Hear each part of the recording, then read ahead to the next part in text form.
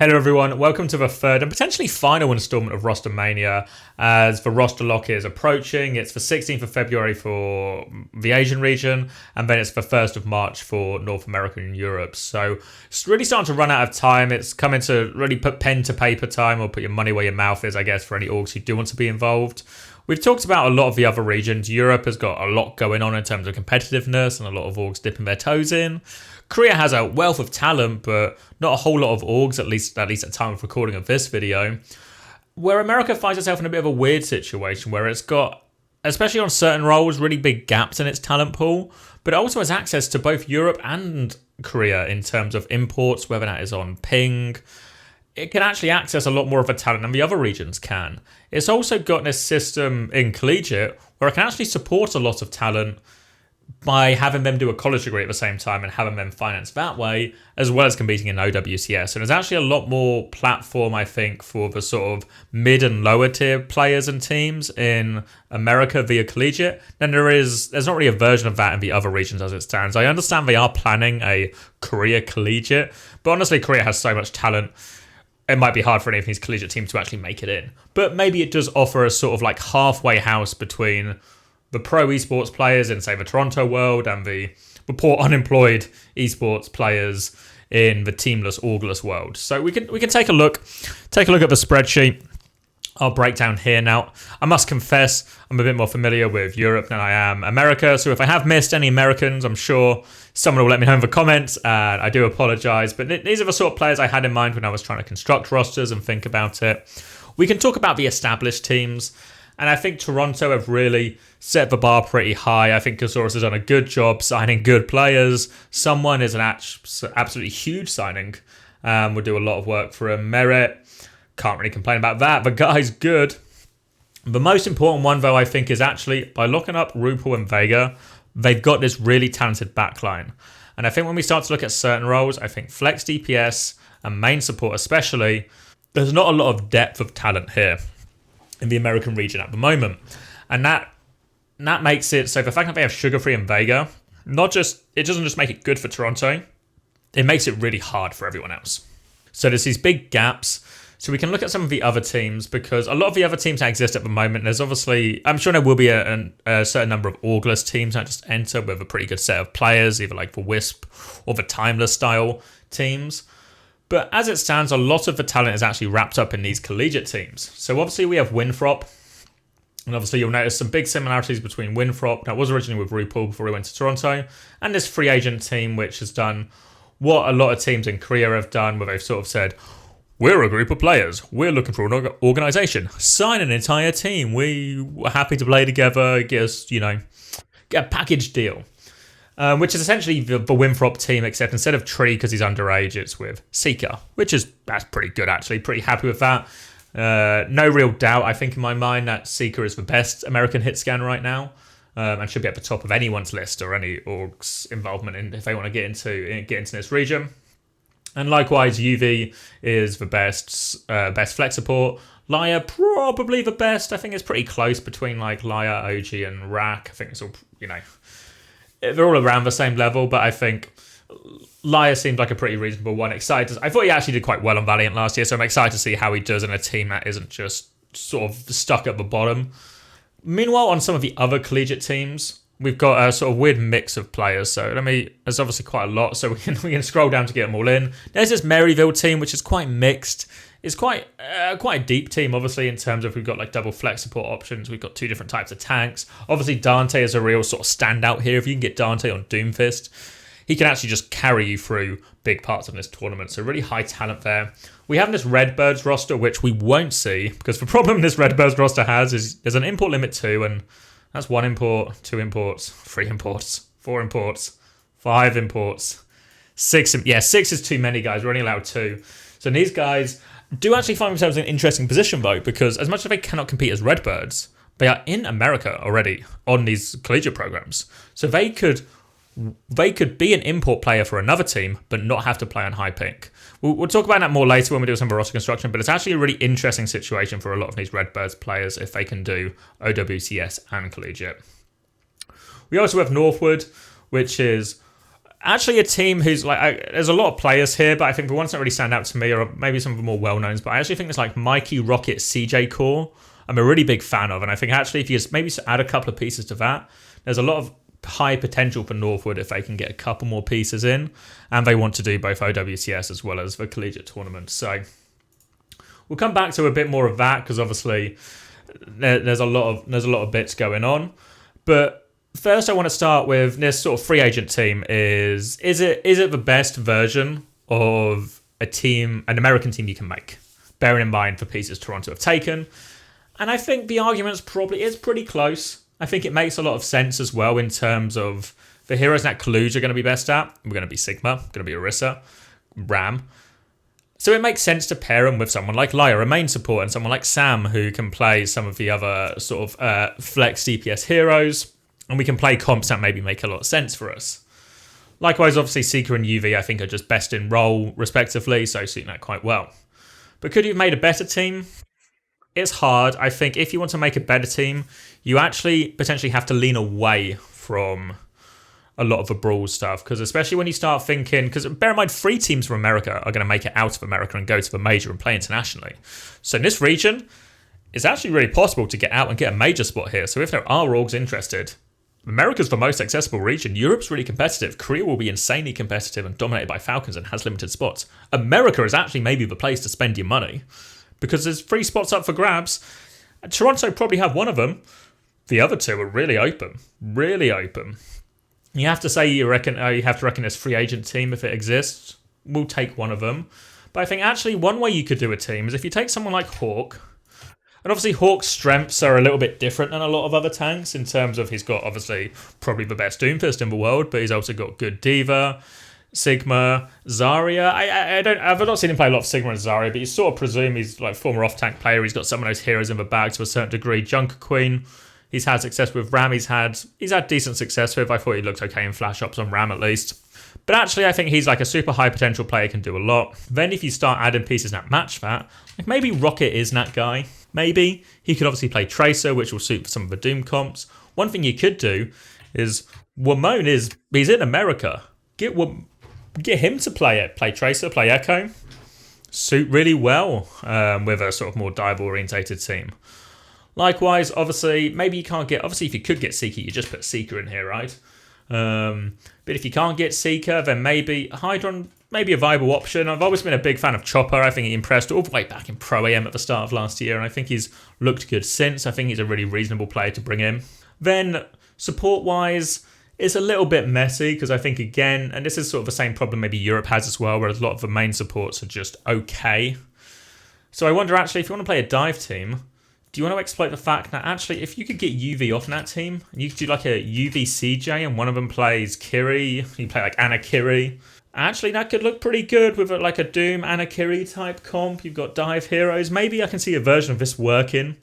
You maybe have the problem that we talked about where if you build a dive team in Europe or America, you can probably have success domestically. You can get one of those top 3 spots. But then if we go to the international events and you run into Falcons or the other Korean team and they're playing dive and you've got to play against, I don't know, like Fearless and Smurf on Winston, and you're playing against Stalker and Pelican, and you're playing against Shu and Field. Maybe you don't win the dive mirror anymore, so maybe you can only have success so far. But you could probably build a version that can do a little bit of both, right? You could do something like this, and then if you drop in like an OG or a Rack or something, you can probably then have a Lucio player as well. Again, this sort of depends on finances. I always feel, especially with some of these Orgless teams, maybe you're sort of limiting yourself to as few players as possible because you only want to split the prize money so way as it's the only way you're getting paid.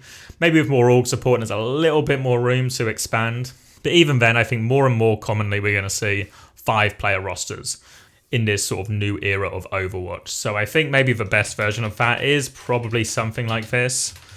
And then if UV has to play Lucio for bits, then he has to play Lucio for bits. I think we can make it work. Wamone has an okay May. It's not going to be as good as, say, some of the other European Mays, like we talk about Backbone or Yubi, or even like Fi or Cloud. But in America, it'll be more than competitive. So I think actually a version of a roster like this can be quite dive-focused, but we can still play Ram Lucio on some of the maps. You obviously have to get UV off in this free agent team. I think UV is actually sort of a quite important piece. If you want a sort of budget version of someone who can do that, maybe Luke Mino sort of becomes that person. Probably a bit easier to get Luke Mino off of Maryville than it is UV off this free agent team. I mean, obviously, if you're an org, you can always just do this. But if you're just a free agent team, maybe someone like Luke Mino or even Cal potentially becomes like one of these options as can play a second flex support, but can also just fill on Lucio. I'm always very skeptical of getting flex supports to fill on Lucio too much. But if you only have to do it for a couple of rounds, a couple of cough points, it's okay. But you have to do it as that. You can only do it for a couple of cough rounds if you really have to. You have to bear in mind that you are going to be leaning away from it as much as possible. But I think, yeah, UV I can really see as one of a few players who would actually be like, yeah, let him do both. Let him do both. Luke Mino probably in the same category, but obviously has a much lower peak than UV does on certainly some heroes like Anna and stuff like that.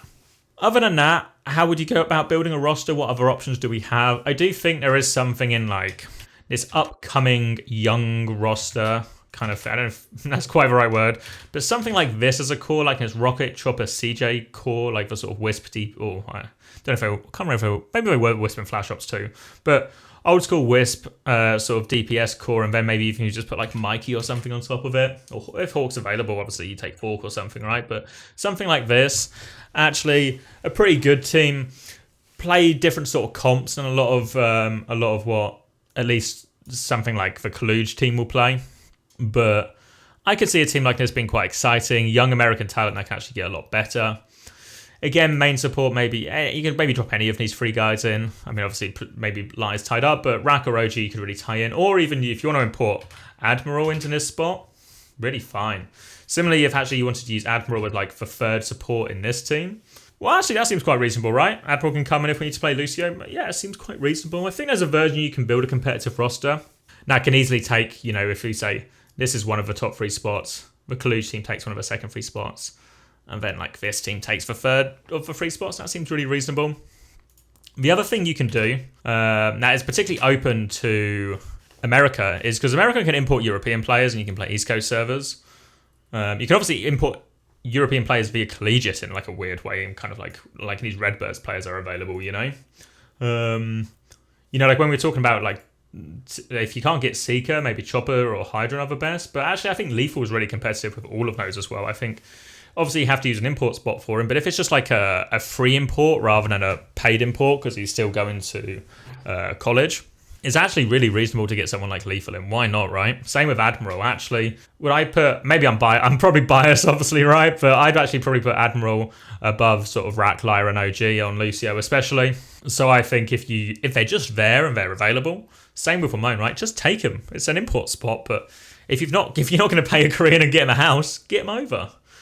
But saying that, there is also the option for like the free Koreans, and I think if you've watched the Rostermania Korea video, you'll know that actually it's really hard for a lot of those Korean players who are quite talented to get a spot. So one thing that's really open is imports, and especially with the Korean players because there's so much talent. So in a sort of art attack style, here's some I made earlier.